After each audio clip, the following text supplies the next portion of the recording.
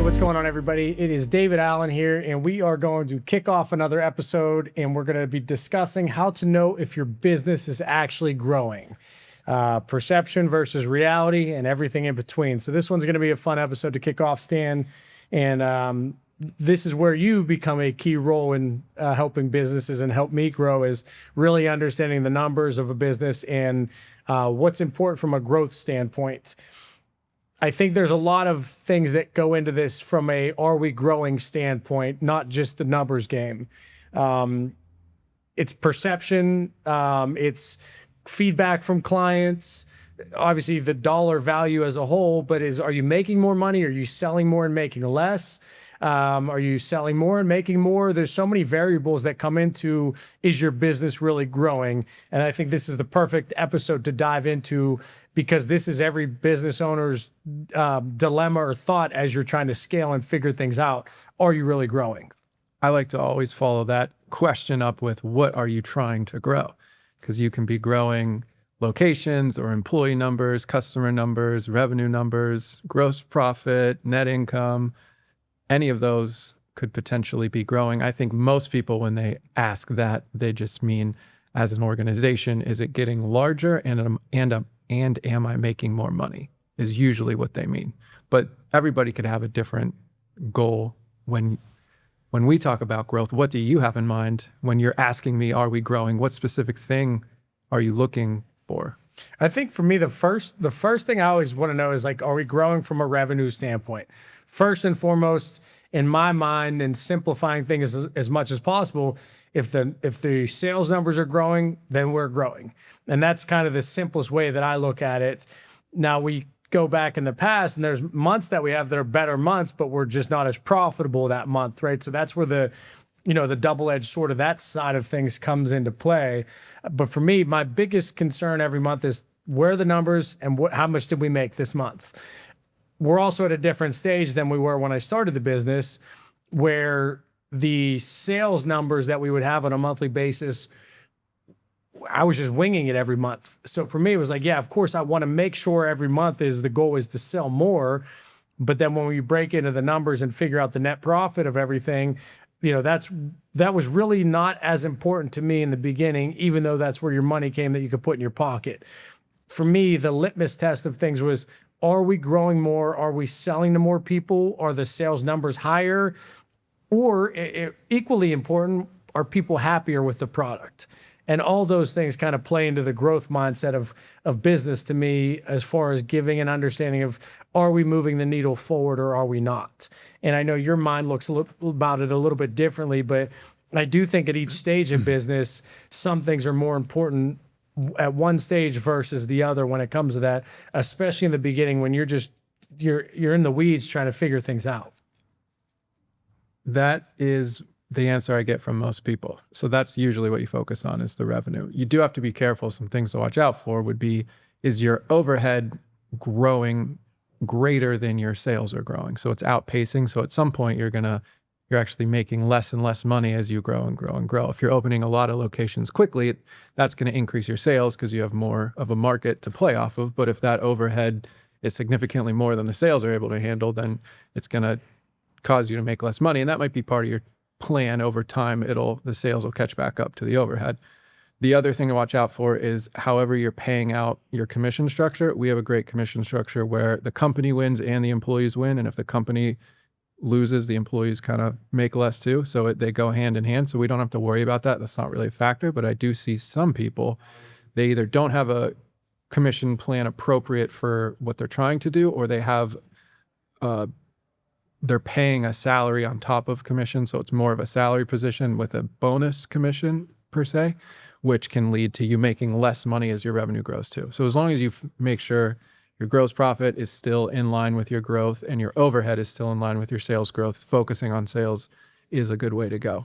Do you see commonalities between businesses that are more successful versus less successful? Are they doing things similar, or is it different in every industry? Is it different with every leader? What's your thought on just that from all the businesses that you work with? Every industry is going to be different. City, size of the business, they're all going to lead to different things. one of the commonalities is going to be if your sales are slowing down or becoming stagnant, what are you doing differently to generate a different result? I see a lot of people are kind of doing what they've done in the past and hoping things continue to get better. And when you first start out or you're growing aggressively, you don't necessarily have to do anything differently. You're sort of just increasing the momentum. You're building off of what was built before. But at some point, you're going to plateau. That organic growth isn't going to continue. So that's when people kind of take too long to readdress their marketing plan, readdress their ad spend, do things that are actually going to generate more sales in the future. So I also think a lot plays into where are you at the stage in your career too, right? Do you even want to grow? There's the quality of life of where are you as a business owner? What stage in life are you? Are you older? Do you have kids? Do you have grandkids? Do you want to spend more time with the family? Do you want to go to the lake house more, the beachfront house, or do you just want to travel with your family? Do you want to travel with your spouse? So I think that also comes into a big play is like, I know that the conversation is more or less about, is your business actually growing? But there are different stages in business and life as well that you may not want to grow as much, or you may be okay with a slower growth and more of an aggressive growth. And then on top of that, industry specific, some industries are easier to grow at a faster pace or a higher pace. That could play into how many competitors are into the market, how much opportunities there, how, what obstacles are you fighting every single day? And, how expensive is your product, right? If you sell roofs for $30,000, you're going to sell more probably than you are at suits for $1,100 a suit, right? So there's so much of that plays into the actual growth dynamic when you're carving out your lane from a business standpoint.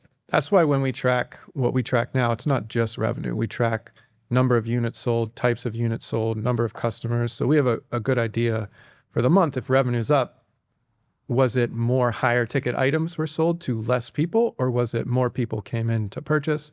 So we can get a sense of both the dollars and the units and the people.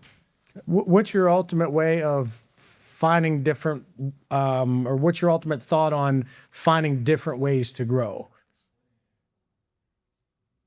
You're not necessarily going to find the right thing out of the gate or the most efficient thing out of the gate. So depending on if you're trying to, like you were talking about, grow your time, you might be focused on getting enough revenue to hire a person to replace a lot of what you do so you can have more time with your family or something like that. If you're trying to grow your perception, then adding more locations, getting out there more, being in more places is going to make that a lot easier than to try and grow that from one place. So it just depends. Somebody's long-term plan might be to have a lot of different locations, even if each one's not very profitable, just to push the brand or something, which it's your goal if you're trying to grow. That's why the first question is always, what are you trying to grow? If you're just trying to make more money, like our plan is generally to increase our potential to make more money in the future. We don't necessarily need to make it now. So we're not always focused on the bottom line at the moment. It's what will the bottom line be? What will this lead us towards in the future? What doors will this open in the future? That kind of growth plan. Yeah, and for us too, like our standpoint is, I want to grow strategically and correctly. And it used to be I want to have all these locations all over the country and everything, but now it's more of I want to have strategic locations all over the country. And I know, in particular, there's somebody that I'm very familiar with, and they have, 10 more stores than we do, but we are pretty close in a revenue standpoint with them. So it's like, why, from a business owner standpoint, why would you want to add all these headaches and all these locations and this overhead only to be making a few extra dollars? And some of those locations probably not making any money at all, or, breaking even or potentially losing money. So I think from a strategic standpoint, when you're choosing a growth pattern and you're trying to review, are we really growing or not? There's other things that play into that as well. You're spending more on overhead now with multiple locations, or more trucks, or more employees, or whatever it may be. So growing too fast is also a problem. Getting ahead of it too much, hiring too soon, expanding too soon, all that stuff could actually hurt growth as well. And I'm sure you see that in all the businesses that you work with. That's why that ultimate goal of growth is really always the first question. If you want to have more employees and that's your goal, because for whatever reason, then you're meeting it. But if you're trying to have more trucks or something like that. But if your ultimate goal is to earn more money for yourself or free up more time for yourself, having a plan helps you, where in the interim that might mean focusing on employee growth or focusing on the number of trucks you have, because in the future that's going to be applied to more revenue that will ultimately get you towards your growth goal. It's not necessarily a straight path where you just, I'm trying to do this and here I am. You're going to have to grow other things with whatever your initial goal is. When it's hard too, because especially in our industry, we're in clothing, we're in the flash, the limelight of things. More locations is just sexier. It's just like, holy hell, they have 10 locations, they have 20 locations, they have 15 locations. But when you really break the numbers down, if you have 15 locations and only 10 of them are doing well, or 5 of them are doing well, and the remaining aren't, you're almost wasting time and energy in trying to accomplish something that's kind of a vanity situation at the end of the day. And I think that's really what's interesting and what's challenging from a personal struggle standpoint, or a figuring this out personally, is don't get fooled by the feelings and the perception of things. Be happy with the actuality of things, and be able to train yourself to say, hey, the numbers will never steer you wrong, is really what it comes down to. And for me, my goal at the end of the day is work less and make more money. And I think that's really the goal of any business owner. You can't do that until you're years and years into the business and fully understand it. But for us, if we open up 2 more locations and one of them's losing money or breaking even, it's only hurting the business. So if we could take more time to analyze an opportunity, analyze a region or a geographic area we're trying to go into, put more time up front with the understanding of it, it's only going to help us from a long-term perspective as well. If I were going to ask you, would you consider it growth if the business owner was working 100 hours a week when they were working 80 and now their revenue is up 10%? Technically, your revenue is up, but are you really growing the company? You're just spending more time working, which gives you more money, but you're not growing something. It's not a bigger organization. It's not able to handle more without you, which would be more how I personally would define growth, is how much of an organization do you have? How much is it able to handle without the owner having to do everything? Are you running the payroll? Are you paying all the bills? Are you getting all the leads? Are you selling to the client? Are you creating the product? Are you providing the service? If you're still doing all that stuff, what are you growing? You're growing all this extra stuff that you might not need, because you could just do that anyway by yourself. So really the growth is those things happen without you, or with your support or with your oversight, but not you actually doing it.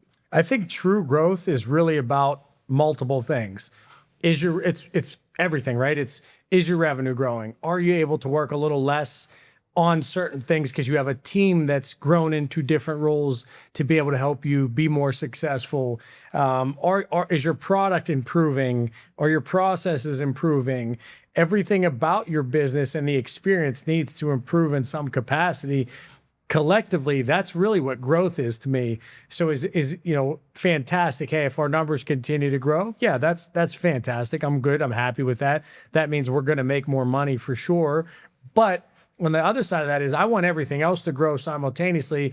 I want the processes to get better. I want the experience to get easier. I want my team to be happier. And all those things really come from true growth within, versus having other things where it's like, hey, there's a detriment here if you go this route, or if you make a decision somewhere else. It could really be a difficult thing from a how are we going to grow standpoint.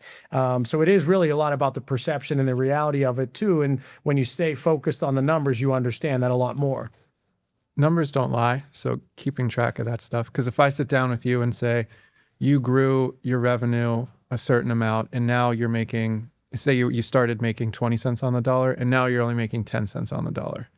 Are you happy with that growth?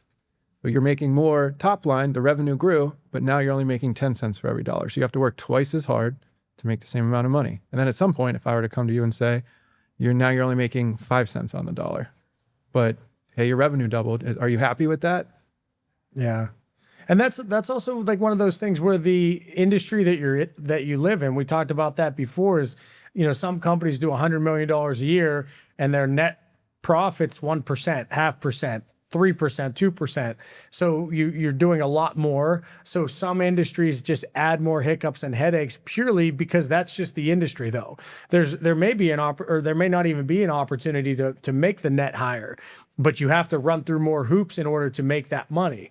So that's a big indication of what industry are you in, and you should know those things going into each industry from what is the opportunity to be successful, and figuring all those things out from a growth standpoint. Yeah, that's why you need to know your numbers for sure. That happens a lot in the construction industry. Well, they'll end up taking jobs where they're not going to make any money, but they have guys that they need to keep working. Like they're going to pay those guys whether they have a job or not. So they'll do a job for no profit just to it covers the cost of the guys. So they won't lose a team.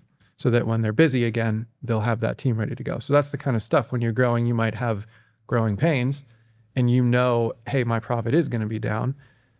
So I know I'm not making more money right now, but that doesn't mean I'm not growing. It's part of the overall growing pains. I'm just going through that cycle of we need to get more in the door.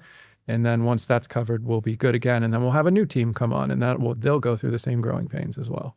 So you have a note in here, social media, buying your own BS, essentially. Let's elaborate on that, because I think the world we live in is super important when it comes to perception, growth, reality. We live in a very fictitious world, and we live in a world where people are able to hide things a lot more than ever and can kind of pull the wool over somebody's eyes a little bit easier based off of the perception of social media.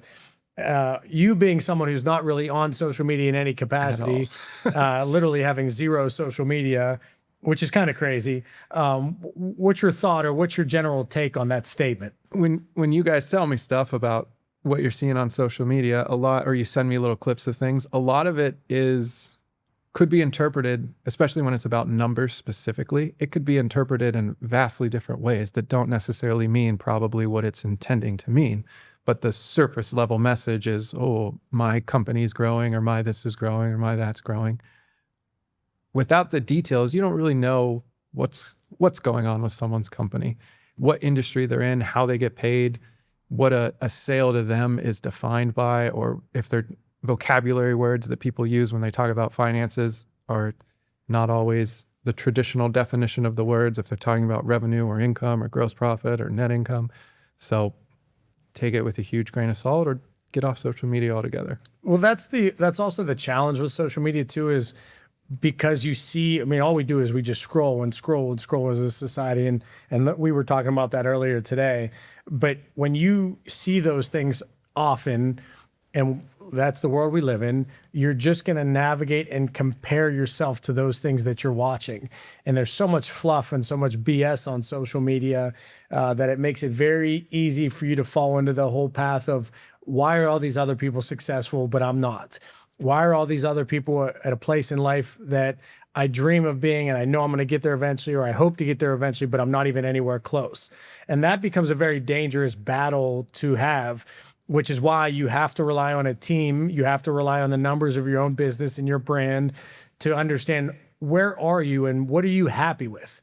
Because it really comes down to you being happy. It doesn't come down to anybody else being happy at the end of the day. And I think that's something that we live in this world where it makes it very difficult for people to be able to filter the difference between the two. And I fall into that with things. I'm doing better than I've ever imagined right now. I'm super happy with where I am at life, but I feel like I'm so far behind everybody else. And when you step back and look at the reality of the situation, I'm ahead of a lot of people and very happy where I am. But you have to have the wherewithal within your mind to be able to fight that battle and that human nature of comparing, because it's going to destroy you. If you see people on there that are in your industry or in a similar position, then you feel like you should be doing what they're doing, and they're posting that their revenue grew by this much, or they've hired this many more employees or whatever, that is not necessarily the answer for you and your company in your situation that you're currently in. You might be able to do that, but you have to put certain things in place first, or get to a certain level first. I see a lot of people making those types of decisions because they think that's going to get them there, but they didn't do all the rest of the work, and that just hurts their situation. They're hiring people, so the revenue went up 10%, but their overhead goes up 50%. And now that extra 10% revenue, they're losing money on, but they don't realize it. And they're like, why do I have less money at the end of the day? Why aren't I making more money? So it is a tricky thing if you don't have clear financial information, or you're not understanding how your business model works from your fixed and variable costs when you're adding things to it. You want to be extra careful. So even from, and I'll just use me for an example, when I look at competitors that are in our industry doing what they're doing, and a couple of them in particular that have multiple locations or a ton of locations. If I step back, I'm 40 years old. If we open up one shop a year for the next 10 years, by the time I'm 50, it's going to be an incredible, incredible situation. So that's something that you also have to bring back to the reality of the world I would be happy with that. Now, the other side of the coin is I'd like 10 in the next 2 years, right? I'd like 10 in the next 3 years or even 5 years, right? Now you're doing 3 a year, 4 a year, 2 a year, depending on how quickly you want to get there. But at the end of the day, when you step back and look at it, are we growing? Is the business growing? Yes, we have 2 locations now. We have a 3rd location coming and a 4th location coming. Are they happening as quickly as I wanted them to initially? No. I thought we would have had all of these open by now. But then I step back and I say, I'm very, very pleased with where we are, and I'm super, super happy. And life's good. So what's the complaint really when it comes down to that? And reassuring myself that the path and pace that we're on is perfectly fine. And maybe in next year, all of a sudden we iron out the kinks of Columbus, we iron out the kinks of Nashville, and then all of a sudden we've improved our process tenfold where we're able to open up 2 or 3 in a year, where we weren't able to do that last year. We weren't able to do that this year. And maybe this year we do get our 2nd one open, right? So in the same time frame. So it's kind of an interesting thing, battling that internal conflict every day. And to stay focused on the first question I asked you, which was what metric of growth is most important to you? And you said revenue. So adding a location helps increase revenue, but we can still increase revenue without adding a location. And that's where I think social media just takes your focus away from you want to have more revenue growth into, well, I need more locations because that's what someone else is doing. Or these people have twice as many employees, so we need to hire more people. That's what someone else is doing. And that might help you get to your goal, but that's not necessarily your goal. And that's not necessarily the only way to that goal. So staying focused on that goal of growth, which thing is the most important to you, helps clarify and cut out some of that BS you might be getting on social media. We've talked about it a lot too, is could we be doing more in Pittsburgh before we go to Columbus? And the answer is, of course, yes. We could absolutely do more when it comes to that.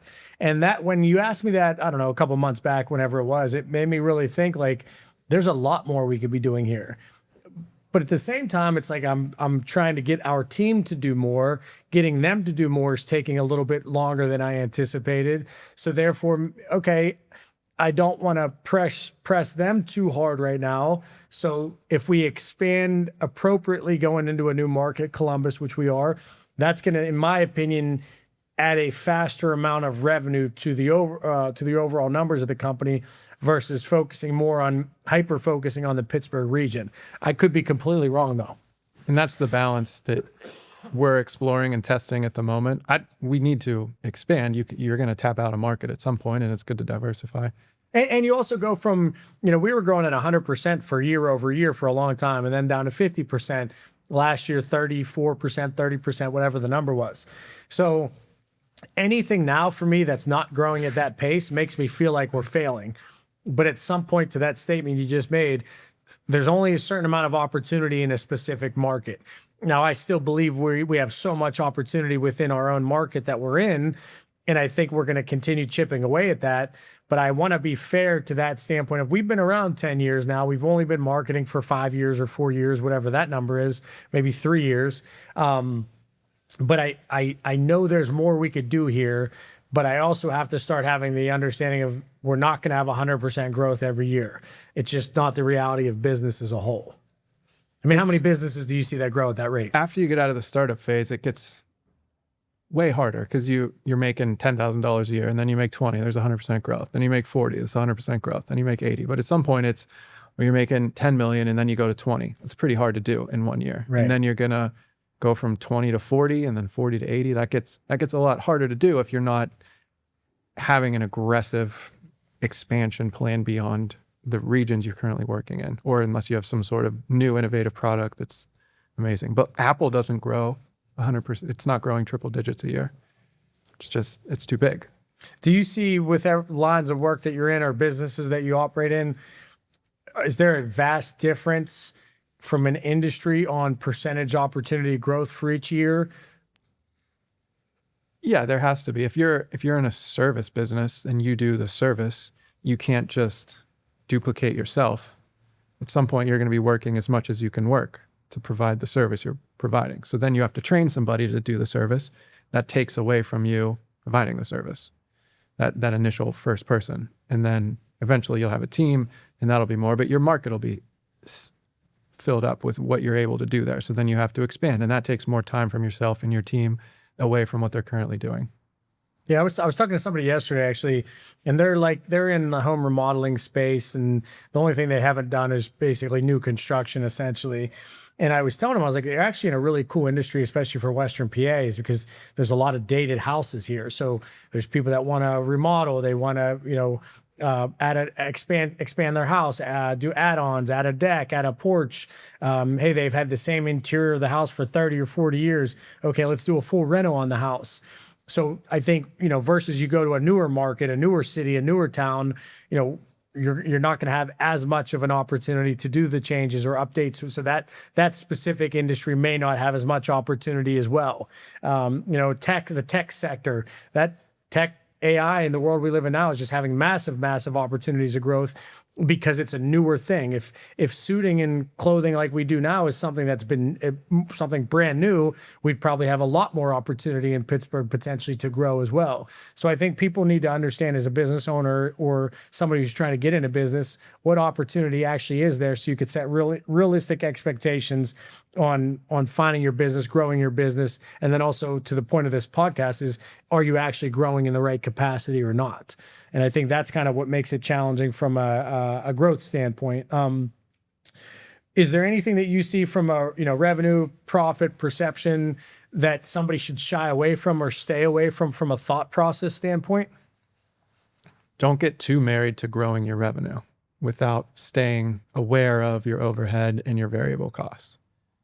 And if those are going to shrink, make sure it's part of a long-term plan where that's going to flip at some point, because you're investing in trucks or locations or whatever that's going to increase your overhead temporarily until the sales catch up to it. So I think that's an interesting point. So early on, it was just, can I survive? That's really, do I want to sell more every month? Of course. But it was just literally, can I survive? So talking about, perception, profit, revenue, growth, all those things, as much as I wanted to grow month over month, I really didn't care. If I could break even, if I could make a couple dollars, if I could pay my bills, if I could cover my life, and the next month I could do it again, and then the third month I couldn't, and then I made up for it the fourth month, that stuff to me was all massive wins. So I genuinely, in the beginning, when you're figuring stuff out, maybe I would have been more strategic with things had I had more help, had I had more of an understanding of things. I don't know, but my early stages were just, hey, I have this idea. I think it's really cool. The growth that I was seeing was revenue was growing a little bit, but we were doing 6,000 a month, 4,000 a month, 10,000 a month. So for me, it was like, hey, having somebody say your product has improved, your product has gotten better, that was growth that really helped me survive early on. What about, because this isn't really my world, the brand growth? What does that mean to you if the brand is growing? Is that a wider reach or more people, or it's held in a higher esteem? So more people is obviously, to me, something that's powerful and important for you, because especially from a perception standpoint, you just feel like you're more successful if you have more people that are helping out. So I think the early on stages, what my goal was, hey, let's have sales reps all over the country. And I didn't have processes in place. I didn't have procedures in place. I didn't know anything. But at one point, I think I had 6 or 8 people. So I was just trying to recruit people all over the country in order to have this perception of that we were a successful business or brand, not realizing that it probably hurt me a lot more. I mean, nobody was selling anything, and anything that they sold, people were making mistakes. And then it came down to remakes, shipping here, shipping there, cost of that, alterations. It was a total disaster of a strategy standpoint, and it made things very difficult in the beginning for me. So what's your approach now with the brand that you've learned that lesson? I think my approach now is we're just at a whole different stage in business. So it's like there's got to be thought behind things and decisions that you make. It just has to be. And you really have to think about it's not just hiring somebody, because if I hire another person, then I'm taking away leads and I'm taking away opportunity from my current team. And if I've invested time with my current team, it's only going to make it harder for my current team to be more successful. So I think from a strategic standpoint, it's different from a, hey, be more calculated with every decision that we make. Be more thoughtful and thorough with decisions that we make. You know, we've had that situation here in Pittsburgh. We could have probably started with one employee at a new location instead of going with two, but we went two right out of the gate. And fortunately, it worked out for us, but we probably could have done that a little bit differently, and then worked on one person, really build them up to be the next in charge, the next up, and give them an opportunity to be successful and grow. So yeah, I just think it's just you're being more calculated at a different stage in business, and I think there's more focus on doing things the right way when you step back and look at it as a whole versus I'm just trying to grow as fast as I can without any. I don't have any direction. I don't have any guidance. I'm just trying to make this work because you have no structure and no routine in growing. And I think that hurt us in the beginning stages. Probably because you weren't focused on the right thing that you were trying to grow. Right. So how do you know if your business is actually growing? I think the next question before you answer the first one is what are you actually trying to grow? What is most important to you? Yeah. And if you're starting a business and trying to figure stuff out, just have these simple conversations and write them down. Have something tangible that you could come back and look at, and but be honest with yourself and be real with yourself. What makes you happy? Because we all live in this world of what you see online. They're doing 10 million a year. They're doing 20 million a year. Who cares if you're doing 100,000 a year? And that's what if you're able to survive off that, you're doing something that you genuinely love doing. That's a freaking win. That is such an awesome experience and an awesome feeling. And you could be equally as happy as somebody that does $100 million a year, purely out of what do you want to get out of your life and your expectations of those things. And I think a lot of people don't put as much weight on that because of the challenge of social media and other stuff that we see out there. I think that plays a big role.